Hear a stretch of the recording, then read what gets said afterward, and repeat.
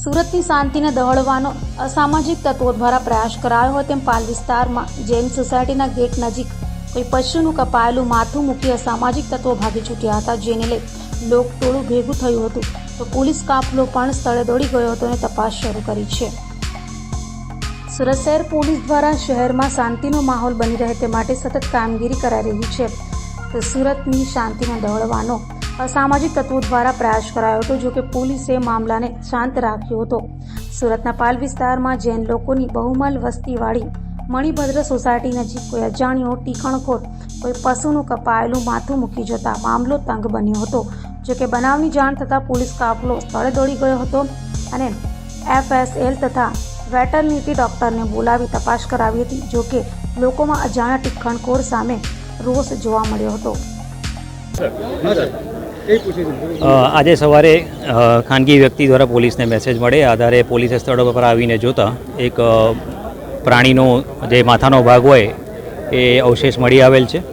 આ બાબતે તાત્કાલિક FSL અધિકારીનો સંપર્ક કરી એમને બોલાવવામાં આવેલ છે। સ્થળ પર આવી અને એમણે જરૂરી સેમ્પલો કલેક્ટ કરેલા છે અને DNA ટેસ્ટની કામગીરી ચાલુમાં છે। એના આધારે પછી એ કહી શકશે કે આ મૃતદેહ છે એ કોનો છે। આ સિવાય વેટરનરી અધિકારીને પણ સ્થળ પર બોલાવવામાં આવેલા છે અને એમની પાસેથી પણ સેમ્પલ કલેક્ટ કરવામાં આવેલા છે। સેમ્પલ કલેક્ટ કરેલા છે એમણે એ FSLમાં મોકલી અને આગળની ચકાસણીની કાર્યવાહી કરવામાં આવશે। ઘટના એવી ઘટી હતી કે વહેલી સવારે અહીંયા પાલના શરૂઆતમાં મણિભદ્ર સોસાયટીમાં અમે આવી રહ્યા હતા। સોસાયટીના ઉપાશ્રયમાં પહોંચી પણ ગયા।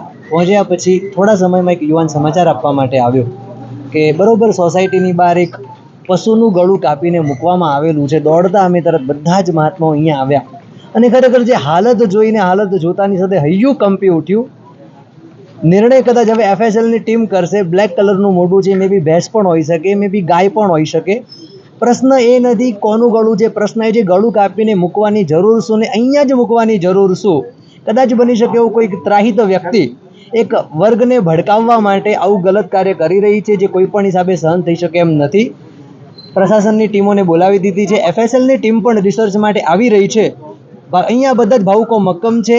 આ અહીંયા જ ગળું રહેશે, અહીંયા જ એના ટેસ્ટિંગ કરવામાં આવશે અને વહેલી તકે કોણે આ ગલત કાર્ય કર્યું, કોણે આ દુષ્કાર્ય કર્યું એ નિર્ણય કરવા CCTVના ફૂટેજ પણ વહેલી તકે ચેકિંગ કરવામાં આવે અને જેણે પણ આ પગલું લીધું છે તે વ્યક્તિ ઉપર એટલી કડક સજા કરવામાં આવે કે ભવિષ્યમાં એક ગાય, એક પશુ ઉપર પણ આંખ પણ ઊંચી કરવાની ભાવના ના રાખી શકે।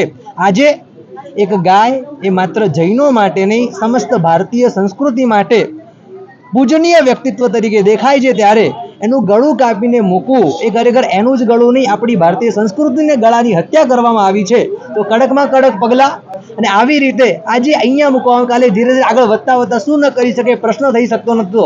કોઈ પણ જાતના પ્રશ્નો કર્યા વગર કોણ આ કરનારો છે, કયા ઉદ્દેશથી આ ગલત કાર્ય કર્યું છે એનો નિર્ણય લઈને કડક પગલાં એની ઉપર લેવામાં આવે, આવું અમારું સ્પષ્ટપણે સૂચન છે।